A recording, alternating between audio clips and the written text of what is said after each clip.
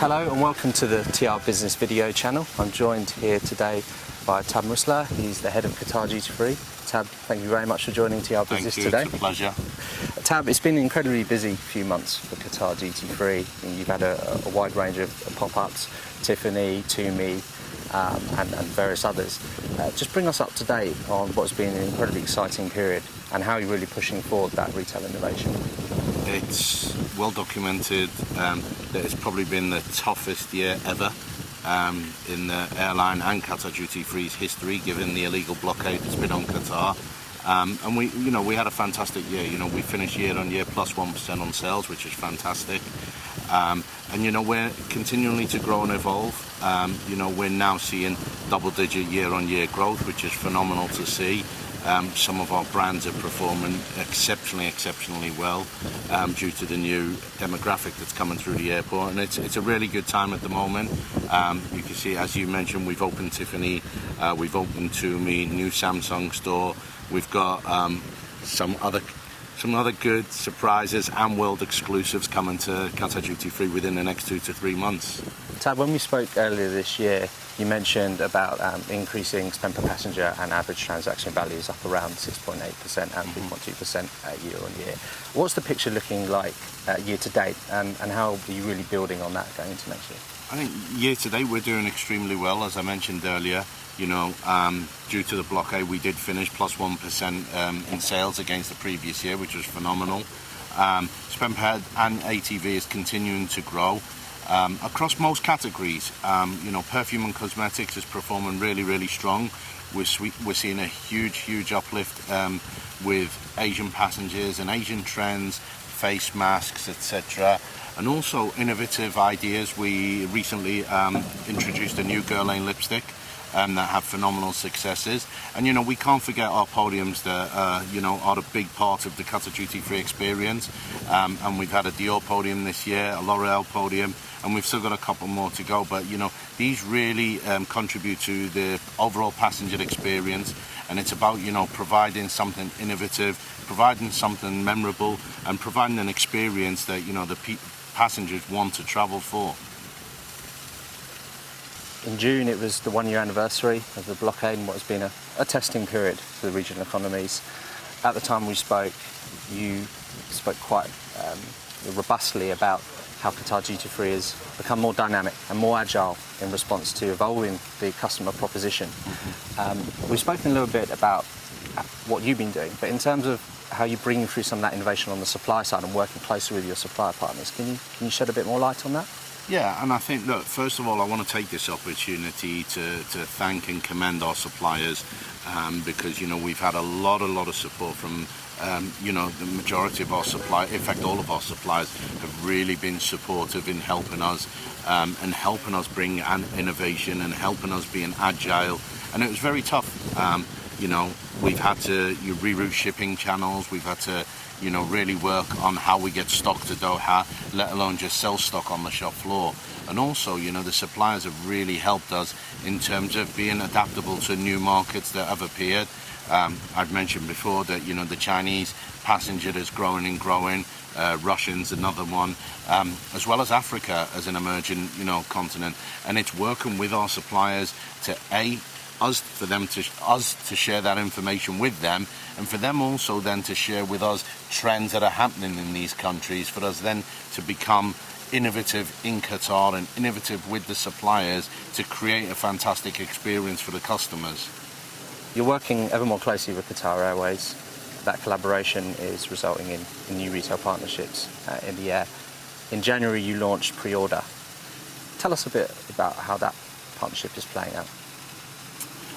Look, it's still very early days, but I think we're really trying to reach that customer before they get on the flight, before they get into the airport, and help them have a look at the offer. It's still very early days. We're not perfect by any stretch of the imagination, but it's being able for the customer to go through the catalogue, find something interesting, being able to book, reserve, pay for it, and have it delivered to their seat on the aeroplane. So there is no collection point. Your collection point is your seat on the plane. We will talk more about this on Wednesday in the in-flight forum. but there's lots of new ideas, new innovative ways of working that we're working on. We recently launched a new application that has been built in-house through Qatar Airways IT and QDF IT, where now the cabin crew have an electronic device to A, record all the sales, but B, more importantly, record feedback, so we get live information on what a customer is requesting on that flight, and it enables us to build a picture and work with our brands and our partners to say, actually, this is in high demand, this is requested on this particular route, how do we deliver that to the customer? So, you know, it's part of a bigger picture. It's not just about having a pre-order system. It's part of our digital strategy and our overall Qatar duty-free strategy that's really going to help us grow and develop this business and become more innovative. I think, you know, digital is what everybody is going through now. And everybody has a smartphone, everybody has an app, and the vast majority of people book their flights online, the vast majority of people check in online, and it's how do we then touch that customer at that point when he checks in online or when he books his ticket, to be able to say to him, you can now order your duty free. So we've started with in-flight, but you know, the beauty of the group and working as part of the group is, you know, we will then hopefully have access to the whole portfolio and be able to do that all online. And in that regard, do you feel there's greater scope to develop synergies between the offer in the air and also in line with the ground stores? No, absolutely. I think, you know, e-commerce is still early days in travel retail. And I think, you know, talking to my colleagues across the world, different parts of the world have different feedback on it. But I think, you know, if you think about where we were 15 years ago in travel retail and where we are today, it's a huge difference, and I think in 15 years' time, I think it will evolve and change again, and it's about us as a retailer evolving, changing, being adaptable to the times, and e-commerce is one of them. What's next for Qatar Duty Free in the coming months, and indeed moving into Q1 next year, in terms of enhancing your partnerships with suppliers, innovations, renovations, new contracts? Next year will mark 5 years since Qatar Duty Free has been in Hamad International Airport. And I think the business now is a very different business than what it was 5 years ago.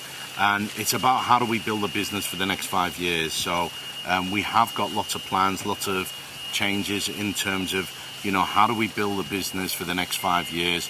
What is the strategy for Qatar Duty Free?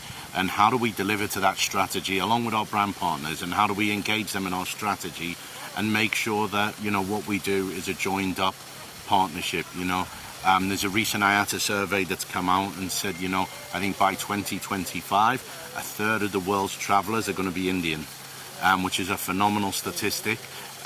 But it's then how do we cater to that Indian passenger? Because that Indian passenger spending behaviour is very different than a Chinese spending behaviour. And I think that's really, really important.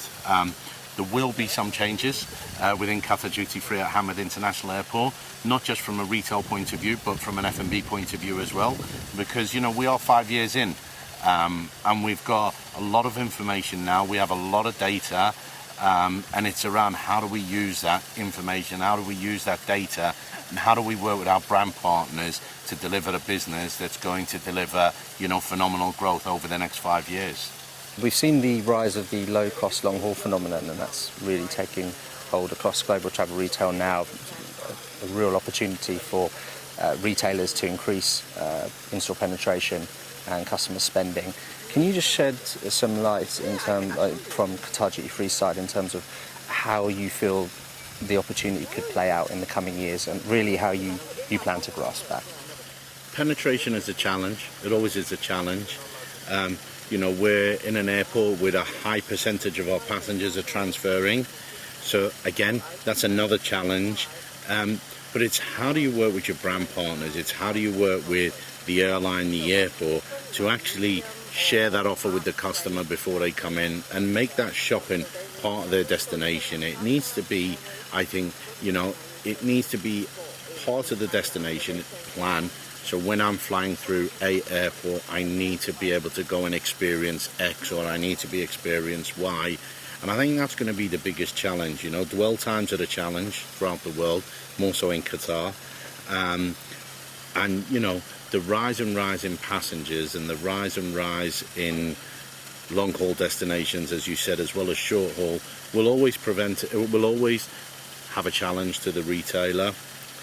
But it's what you do. How do you make yourself unique? How do you make yourself special? How do you offer the passenger an experience that they're not going to get anywhere else, that makes it a destination shop for them? And I think that's going to be the key going forward. Thabet Musleh, Qatar GTV, thank you for talking to TRBusiness today. Thank you very much. A pleasure. Thank you.